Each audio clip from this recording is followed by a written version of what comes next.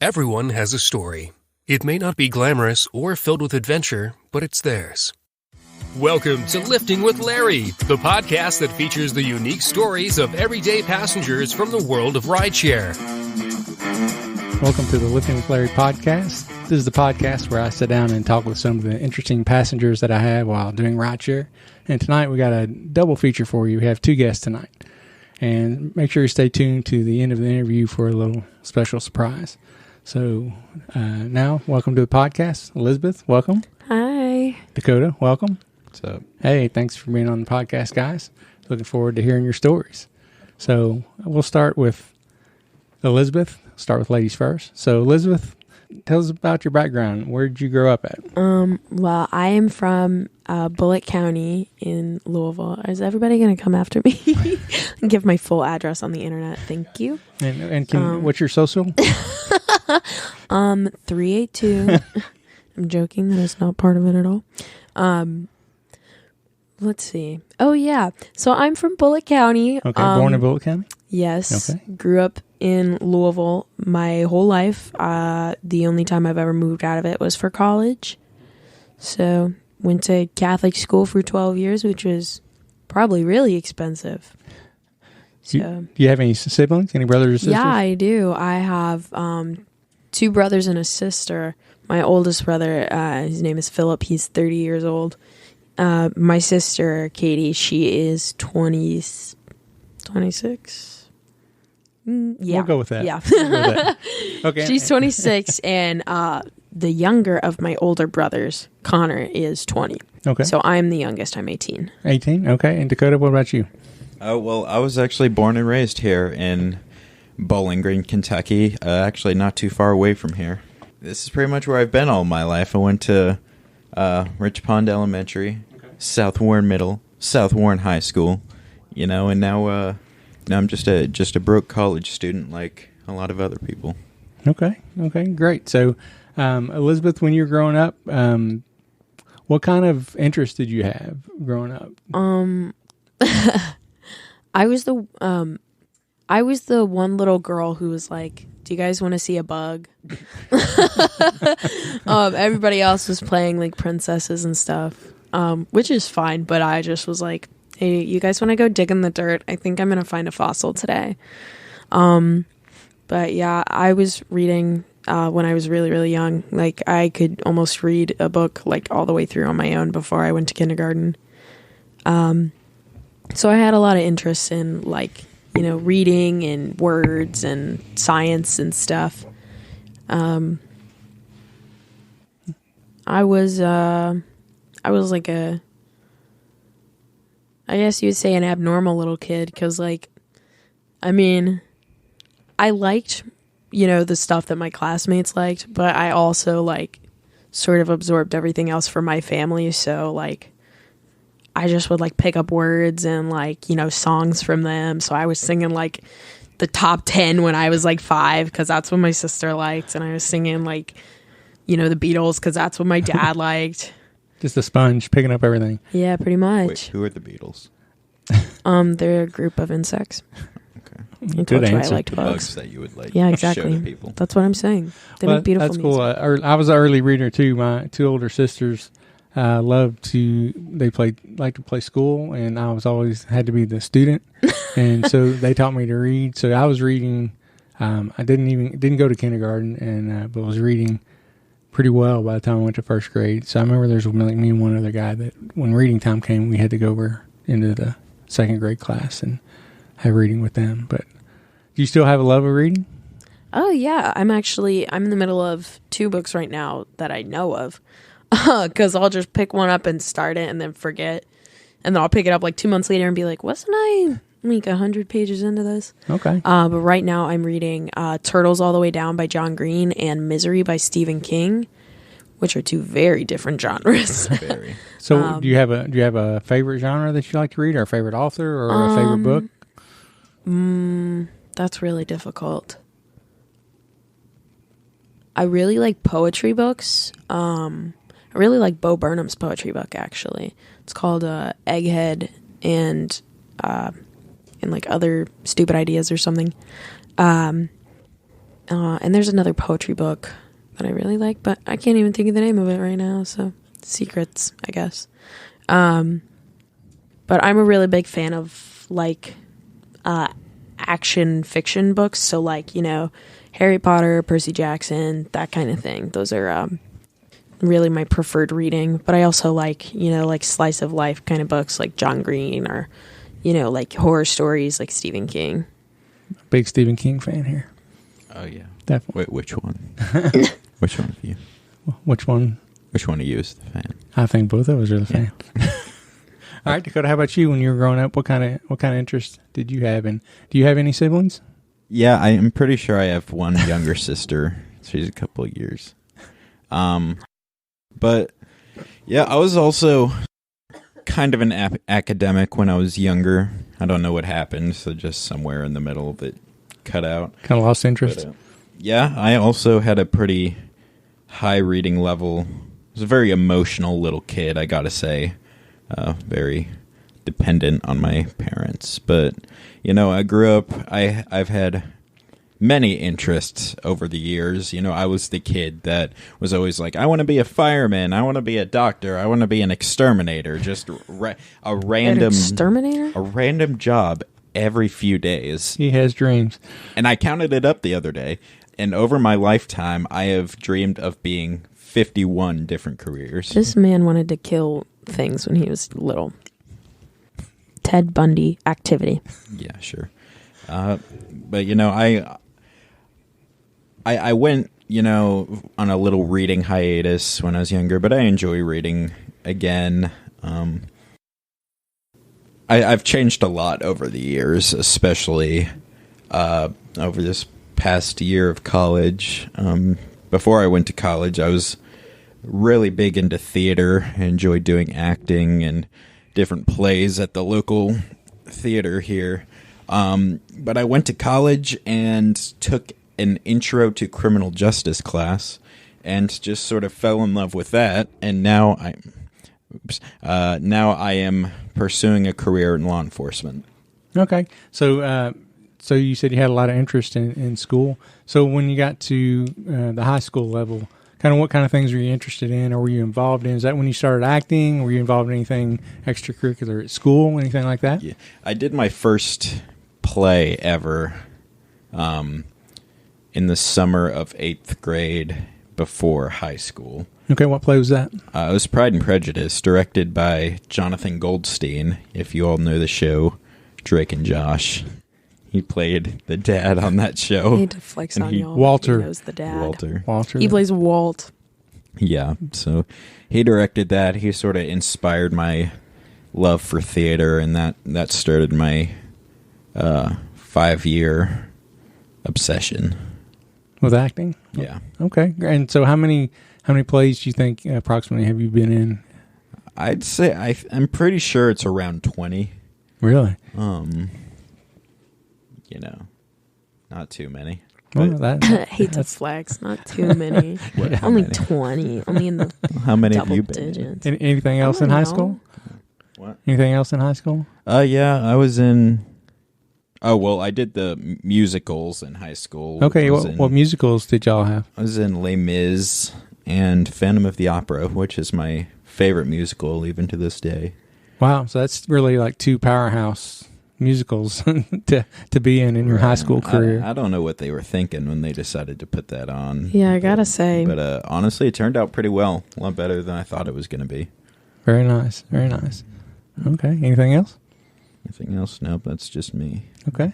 Elizabeth, how about you? When you got to high school, what kind of things were you involved in? Well, I played volleyball for 8 years. Oh, okay. And then, 8 years. And then my 8th grade year, we were all forced to do a play. There were 2 8th grade classes, because there were about 50 of us, so they kind of just split us even. And every year, the 8th grade classes each put on, like one musical, obviously like a junior version.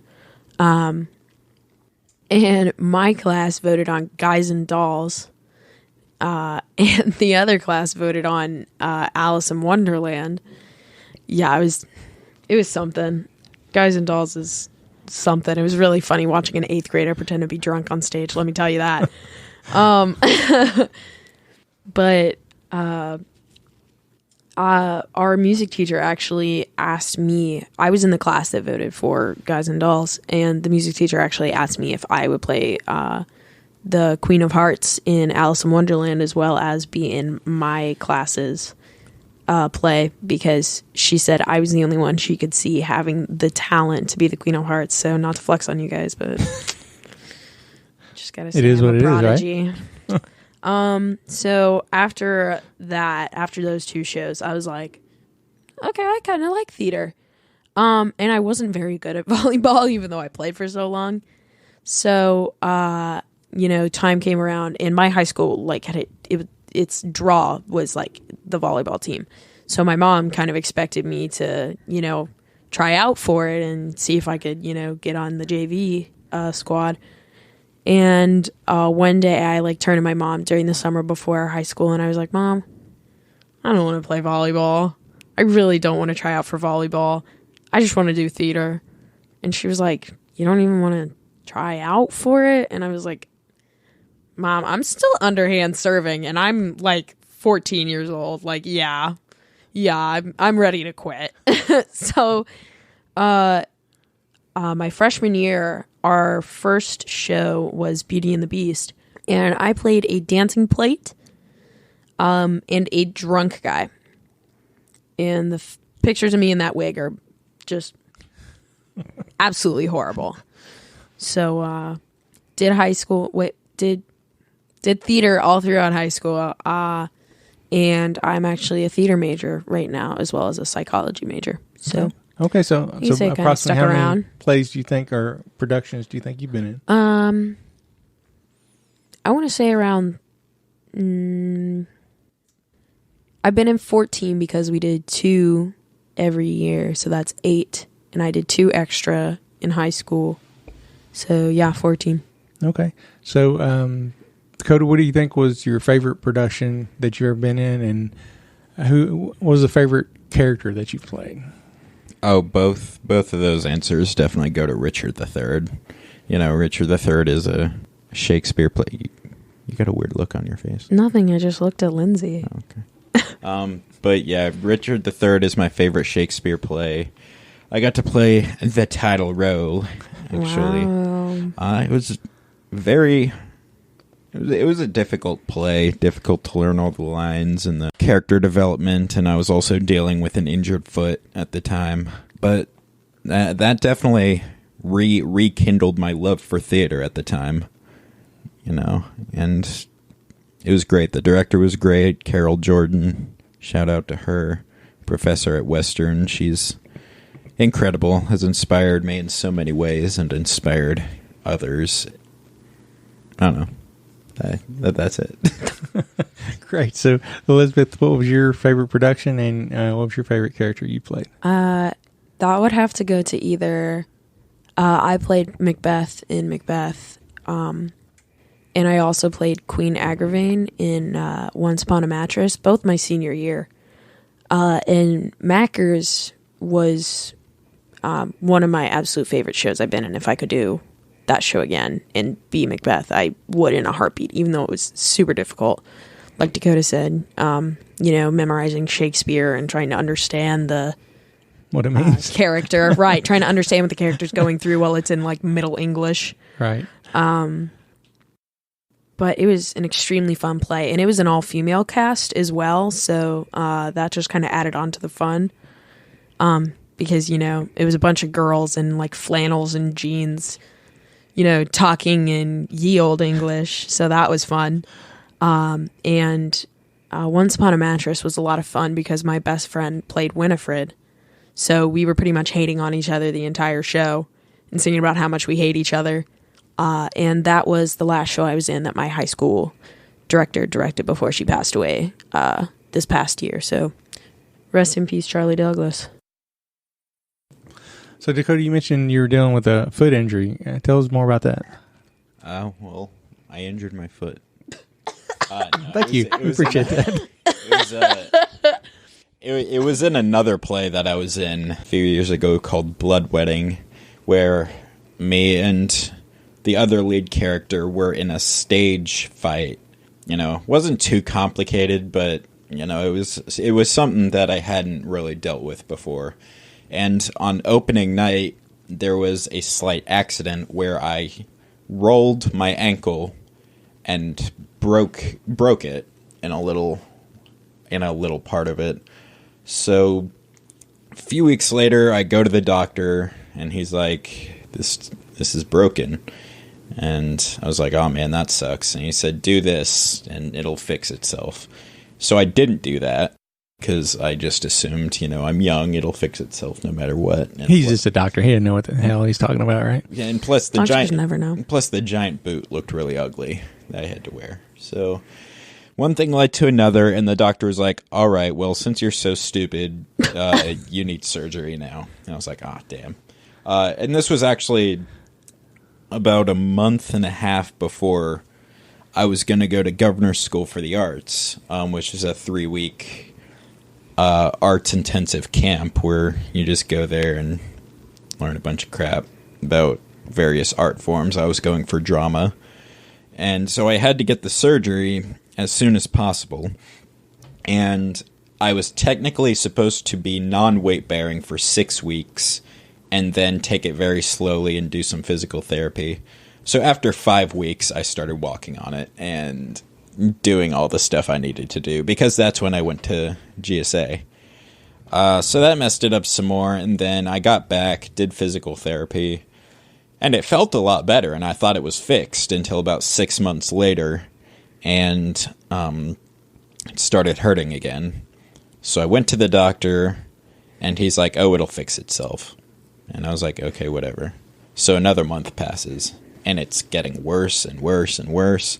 And I go to the doctor and I say, "Hey, it's not fixing itself." And they said, "Okay, well, I've done all I can do, so you should probably go see this guy in Nashville. His name is Dr. Willers, and he's a foot and ankle specialist." So I went to see him, and he looked at my x-rays, and he said, "Wow, this last surgeon did a really crap job. So I need to go in there and do it again." And I was like, "Oh, great, whatever." So I go in and, he does the surgery, he cleans everything up, fixes it. And this time I actually do listen to the instructions and stay off of it for 6 weeks and then do the physical therapy. It only took you messing it up twice. And now my foot is all healed after 2 years. Good for you. Okay, so both of you, it's quite a story.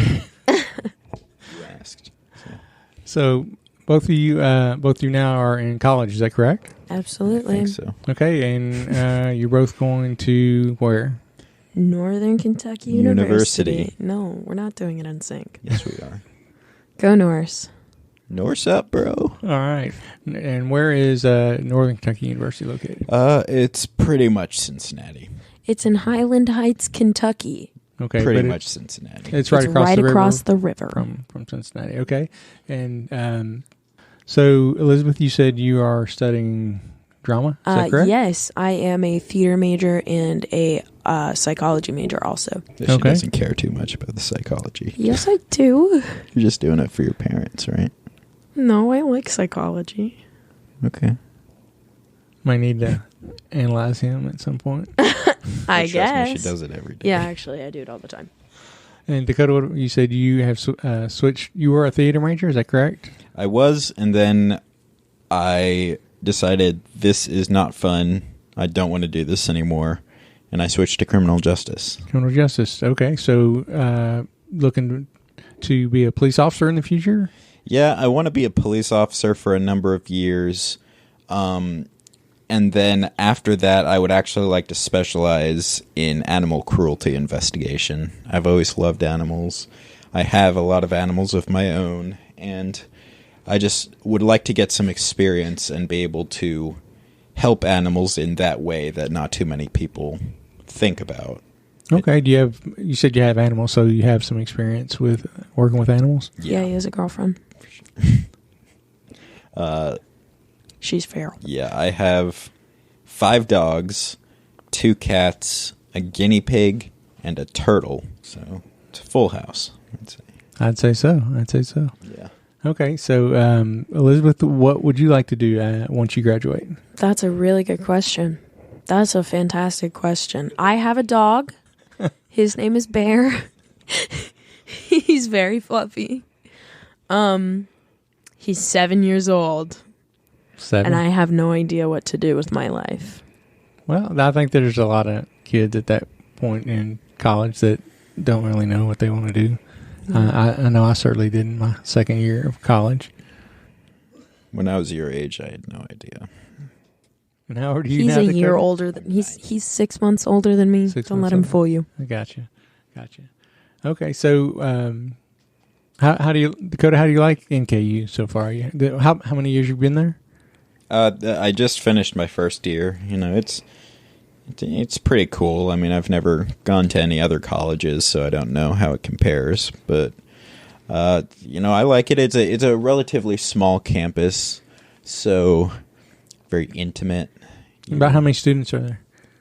I don't know, at least 20. 14,000. 14,000. I think I'll go with her answer. I think I trust that. Yeah, so only about 14,000. So I see pretty much the same people every day.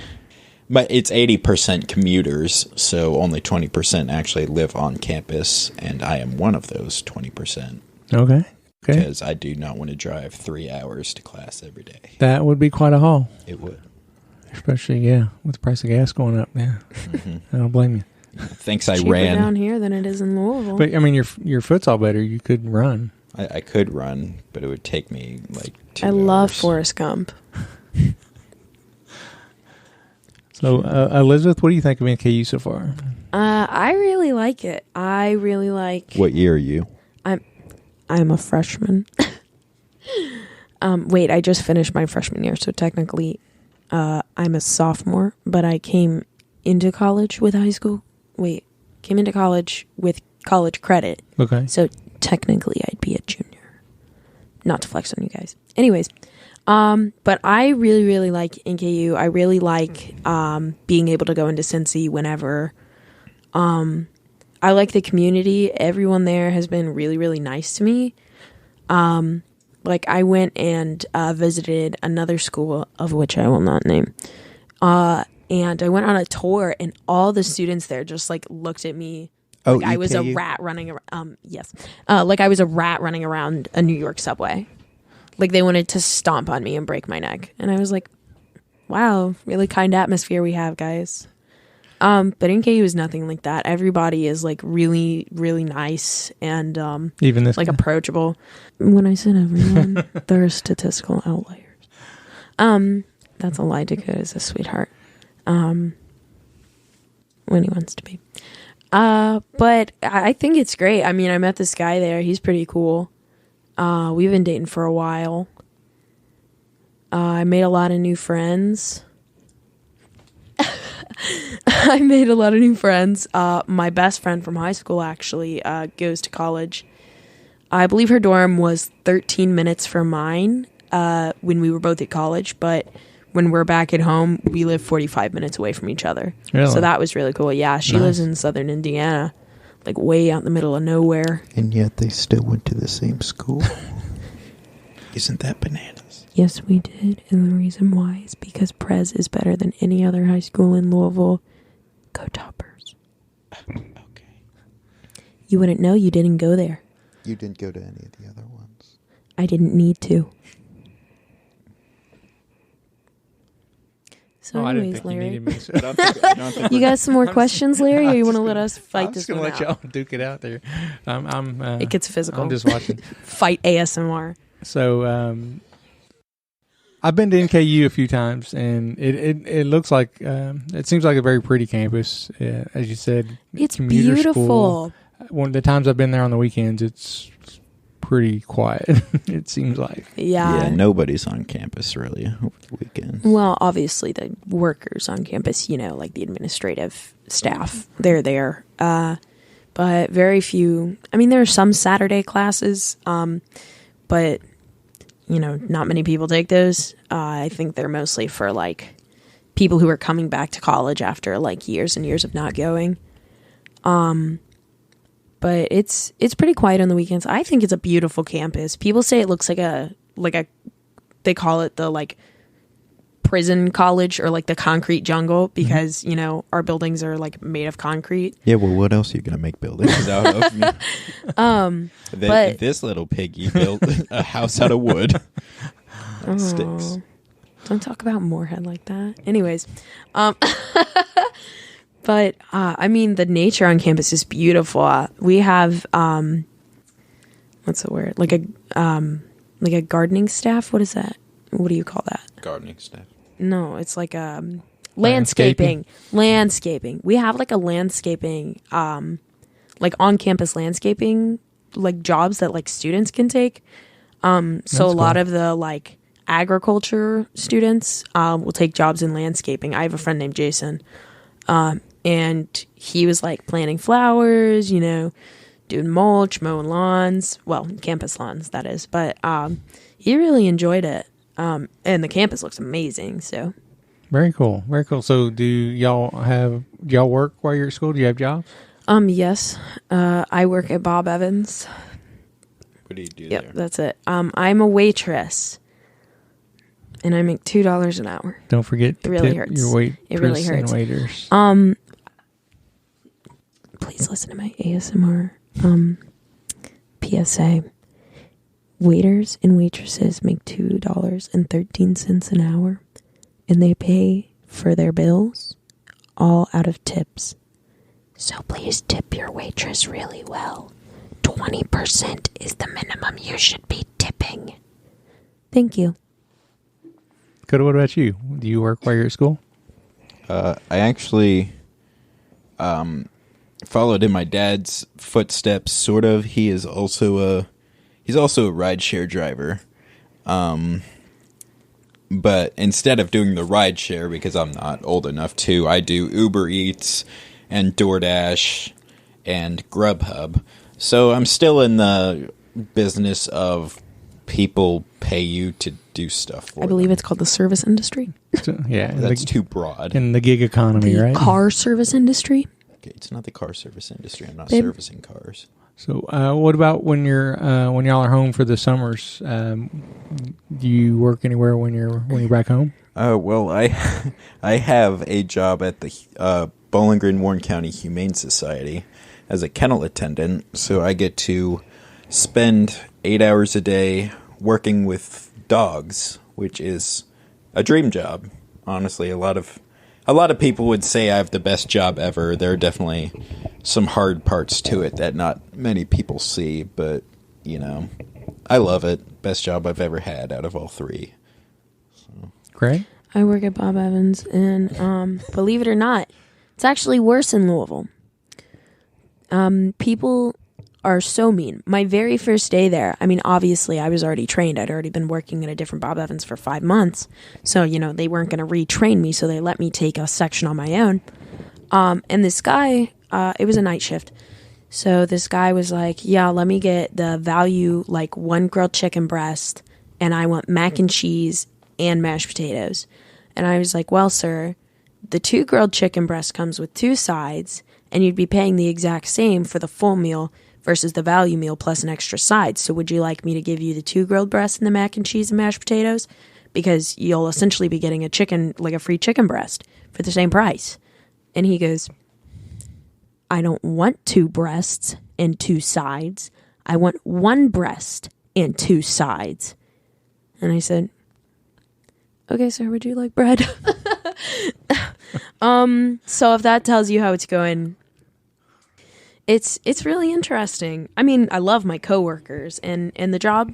It's really not bad. It's really better than a lot of jobs. But it's certainly rough at points.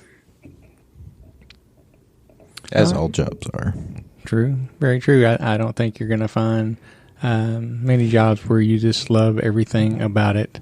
Yeah, that's fair. Yeah, I think most of them are going to have something that annoys you at some point. Right. That's like 90% of Bob Evans. Okay, so is there anything that you would like to tell us that that I haven't asked about? Something that you might want everybody to know about you? You want to go first? Me? No, him. Yes, you.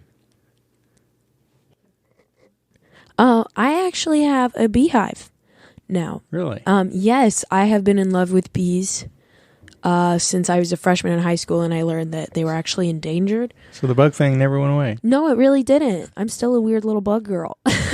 They're insects. Hey, was it your turn? All right, shut up.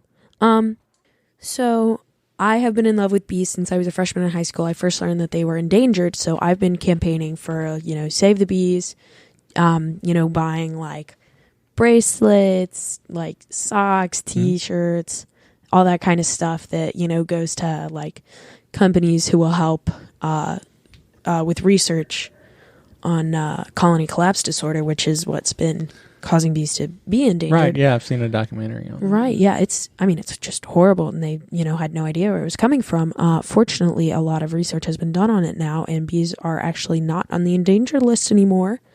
I'm not saying it was me single-handedly, but I'm just saying I have a lot of bracelets with bees on them. Very nice. And my dad has been talking about renovating our backyard. So now it's like, it's like Farmville come to life. It's like all plots of, different stuff. Zucchini, trying to think what else, squash, tomatoes, cucumbers, blackberries, raspberries, blueberries, all kinds of flowers. We have an herb garden, but it's suspended in like air that my dad just handmade because he just does it. He's wacky. I love him. But his coworkers actually had owned bees previously, and they were looking to get rid of their hive because it was just becoming too much for them to manage. So, someone came and took their colony, and they gave us all of their supplies for beekeeping, and we bought a hive off of an old friend of my dad's. So now I officially have my own beehive. And yes, I have already been stung by them. Because I got too close because I wanted to play with the bees. Well, I wanted to look at them, and I got too close, and I stuck my hand out. Not like in a threatening way, just like in a sort of gentle way. Like a dog. Like you let the bee sniff you. Right, you got to let it friends. decide if you're like friends. You got to let it decide if you're friendly. So I like stuck my hand out toward the hive, towards some of the bees. And I guess... I don't know. One of them thought I was like a huge threat, so it stung me right on my my left ring finger. Thought you were reaching for the queen, right? I guess. I don't know. They were like, "We got to get her now!" Like immediate threat. So they stung me, and it worked. I went right inside and put Neosporin on it. It really hurt. I'm sure. So, yeah. So I have bees, and I have in fact already been stung by them. So bees and gardens, and you're heading right toward Amish. You're going to be Amish. You're right. I was talking earlier about how much I wanted to like make my own furniture. So there you go. Nice to meet you guys. Time to put on a bonnet and a full-length denim dress. Oh, and be treated like an object. We love that. Well, you got Elizabeth. Like, am I allowed to be on this podcast if I'm Amish? I'm pretty sure I'm not allowed to look at this microphone. Yeah, the Amish podcast where it's really just a guy standing on a pedestal in the town square. A guy on a soapbox with a microphone. So what about you, Dakota? Is there anything that we haven't touched on that you would kind of like to tell people, or that you like people to know about you? Well, I told you earlier that I have 5 dogs. I recently got the 5th one. This is the first dog that we have that is actually mine. The rest of them are, belong to our family. But this one, she's a beagle, a 9-year-old beagle. Her name is Beatrice. And I took her home from the shelter where I work at. And she's just been great. So did you pay for her, or did you just sneak her out? Oh no! If one of the shelter workers wants an animal, they're like, take it. Just please take it. So I got to bring her home for free. Also got a free microchip, rabies vaccinations, flea medicine. They're gonna spay her for free. Some serious perks working at the Humane Society. Yeah. And just for anyone who's interested, very for dogs, $85 for a full-grown dog, $95 for a puppy. You get all of the things I just mentioned. They're included in the price. And what's the deal on cats right now? What's the deal on cats? I do not know the prices for the cats. Well, no, but didn't you say they were like over full? Oh, So that deal ended. Never mind. There's no deal on cats. Yeah, Cats this past so if you can get out this past weekend, we are giving away free cats and kittens For all our time travelers listening right now. You have a time machine. For all our time travelers listening right now, what is the approximate? Today's the 17th, so go back to like the 8th and you'll be safe. But in all seriousness, we are very much overfilled with cats right now, and we're always have plenty of dogs. So if any of you all listening are just looking for adopt, don't shop, we'd really appreciate it. Very low prices compared to buying them from a pet store. Shelter animals are the best. I mean, they're just the best. They really are. They're bred sweethearts. They know that you rescued them. I don't know what it is, but if you see a before and after photo of before they get adopted and then the car ride home, it's heartwarming. Not to be confused with heartworming, which is very bad. It's just a little joke in the shelter community. Okay, so at the end of the podcast, I like to ask just a few questions that don't really have anything to do with your background or anything like that. So we'll start off with you, Dakota. What do you think, at this point in your life, what do you think is the most important thing that you've learned in life?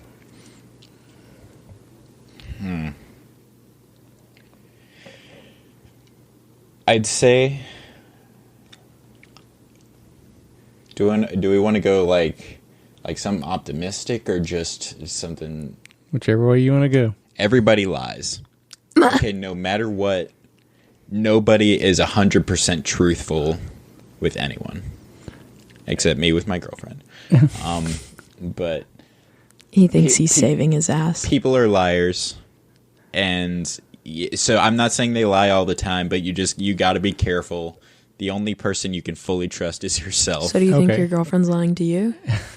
Maybe. Okay, so you said you met a guy in college, and so that would be him. That would be Dakota. Yeah, actually, that would be him. Just want to make sure. I'm the girlfriend that he just said. We covered that. That he said might be lying to him. At the beginning of this podcast, we were dating. I don't know if she's going to break up with me after this. So Dakota, what brought you to this conclusion, or where did you learn this from? Lots of life experiences, It's actually one thing. Oh, this isn't where I learned it, but this is just something that I've talked to and has been reinforced. Especially in a career in law enforcement, I've talked to a lot of police officers and done some ride-alongs. Recently did one with the Bowling Green Police Department, and they've just, every single one of them have told me, when I asked about life as a police officer, they say nobody's ever honest fully, especially when it comes to the police. But I found that that's not even the case just with law enforcement. That's the case with everybody. But I still do genuinely believe in the good in people, and I think it's important to be as good of a person as you can, and no matter how little kindness you're able to put out into the world, at least it's something. Oh, that got really lighthearted. Yeah, I thought I was going to say he's pessimistic. Going south there for a while, and then he kind of brought it back, didn't he? Definitely. Kind of brought it back. Okay, very good, very good. So, Elizabeth, if you could have dinner with any three people who, past, present, dead or alive, who would they be and why? Don't say the Jonas Brothers. It's her. The Jonas Brothers. You got to let her it's answer not me. the Jonas Brothers. God, that's really difficult. That is a tough one. I feel like I would have to bring back someone from like way back. Like, the first emperor of like Constantinople or something, because I just got to be like, uniform, huh? How'd that work out? I've always thought it'd be a funny idea to bring somebody back from like really, really long ago and just give them a Dorito. Because like that's way more nacho cheese than they ever experienced. Yeah, like a single Dorito has more extreme nacho flavor than a peasant in the 1400s would have it in their entire lifetime. I didn't steal. He stole it from Twitter. Anyway, so this is my question.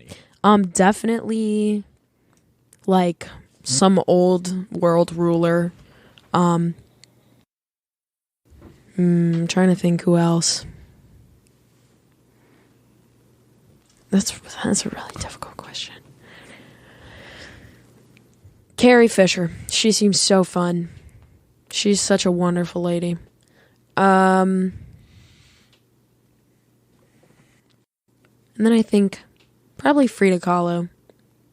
Just because there seems to be a lot of hype around her. I mean, her art is really good, but like it seems to be like kind of hip to be into Frida Kahlo, so I kind of want to know what that's about. Okay, for those who don't know who Frida Kahlo is, would you explain? Frida Kahlo was a very empowering woman artist in early 1900s, I want to say.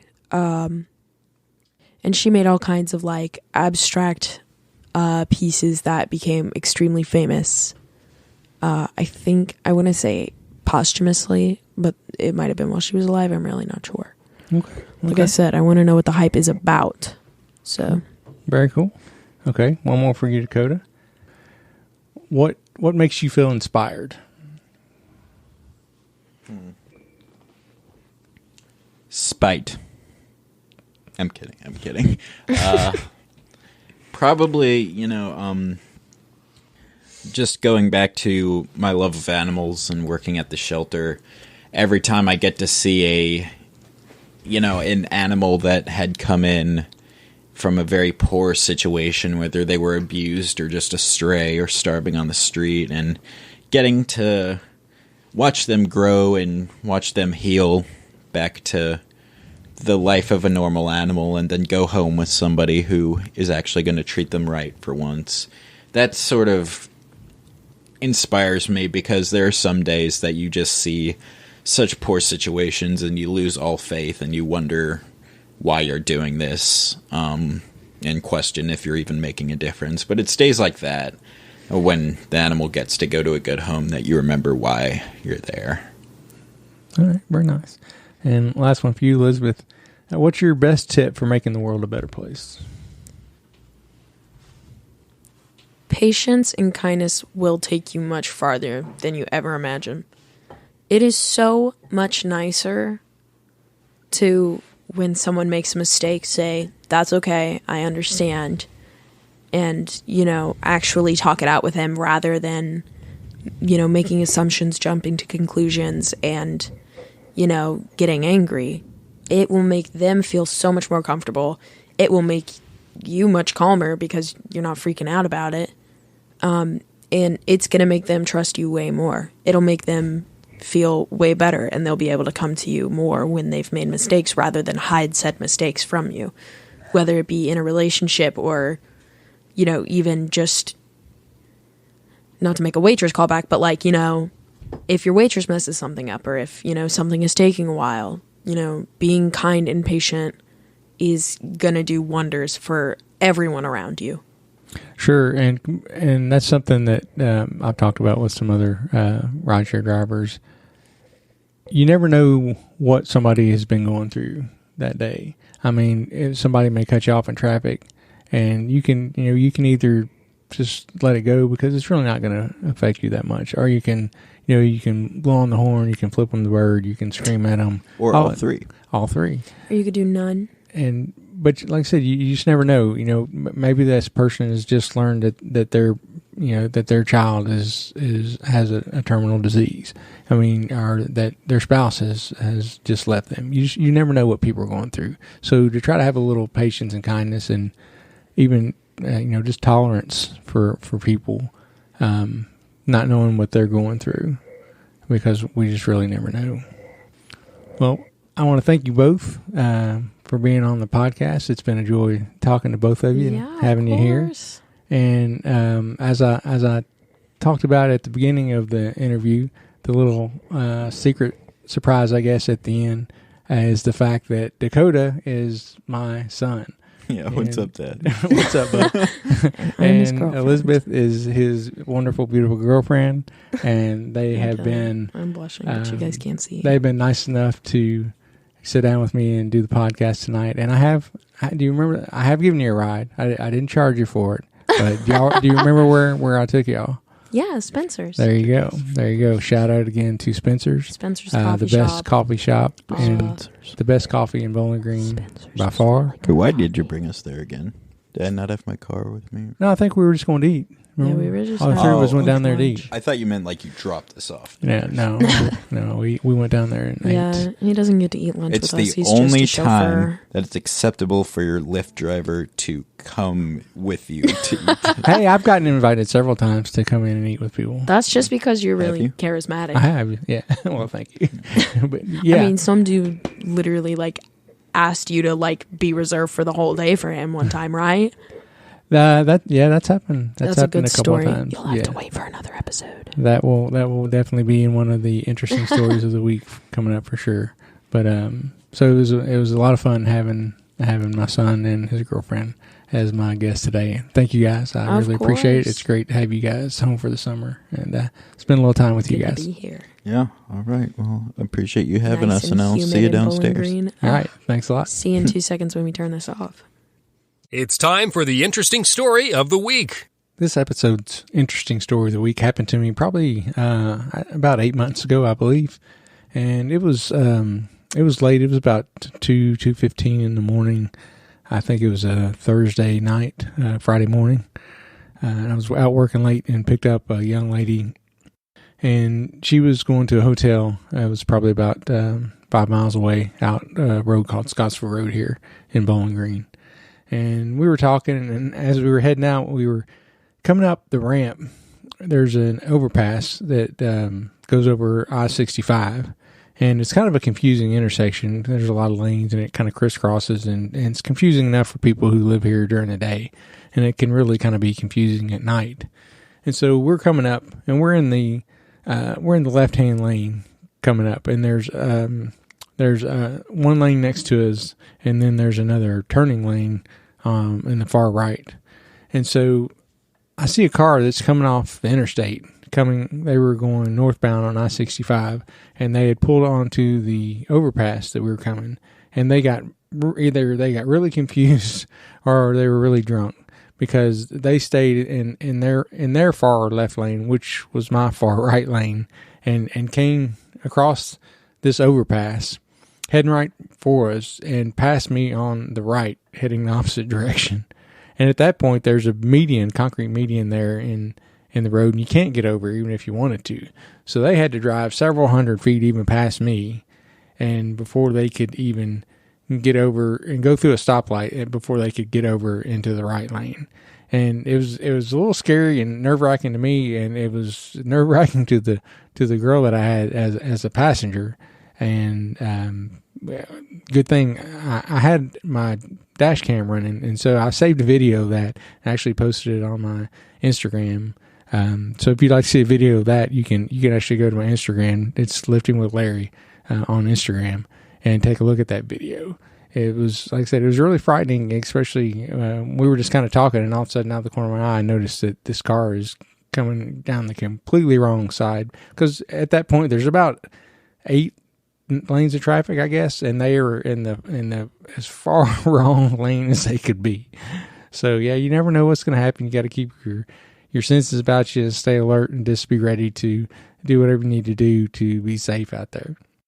Thanks as always for listening to the podcast. I want to thank my guests very much, my son Dakota and his girlfriend Elizabeth, for being my guest on the podcast this week. It was really a treat to have them on, and got to know a little bit more about Elizabeth that I didn't know yet, and so that was great fun. And they were great sports in doing it. If you're interested in listening to another rideshare podcast, be sure and check out my friends at GR Rideshare Adventures. They're out of Grand Rapids, and they put on a really great rideshare podcast that's always fun. It's always entertaining. They just the guys have a great time, and they also live stream their podcast. It's every other Wednesday night. So if you want to get in and chat with the guys and interact with them, be sure and find out. Just you can join their Facebook group, and then you'll know when their podcast, their next live stream is going to be, and you can join in on the fun with that. As always, thanks for listening to the podcast. Be safe out there, and God bless. Thank you for listening to Lifting with Larry. To subscribe to the podcast, check out other episodes, and keep up to date, head to liftingwithlarry.com.